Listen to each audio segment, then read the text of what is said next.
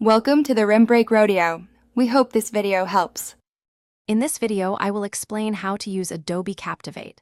Let's begin by understanding its core purpose, creating engaging e-learning content. When you launch Captivate, you'll see the welcome screen, offering choices to create a new project or open an existing one. Take a moment to familiarize yourself with the user interface, including the main menu, various toolbars, and essential panels. This initial exploration will provide a solid foundation for your content creation journey, setting you up for success with your first project. Now, let's dive into building interactive content. You can insert diverse slide types, such as content, question, and aggregation slides, to structure your course.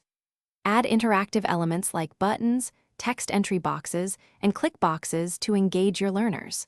Captivate also allows you to record software simulations and video demonstrations with ease.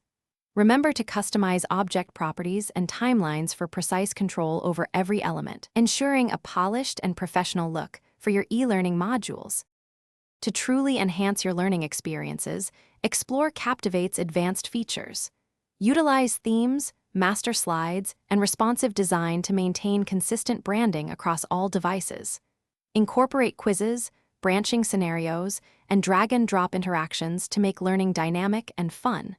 Don't forget to add audio, video, and animations to enrich your content.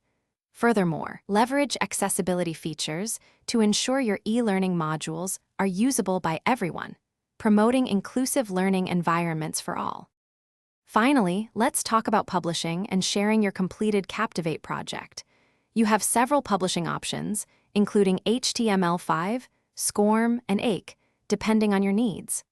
Always preview your project thoroughly to ensure it functions perfectly across various devices and browsers.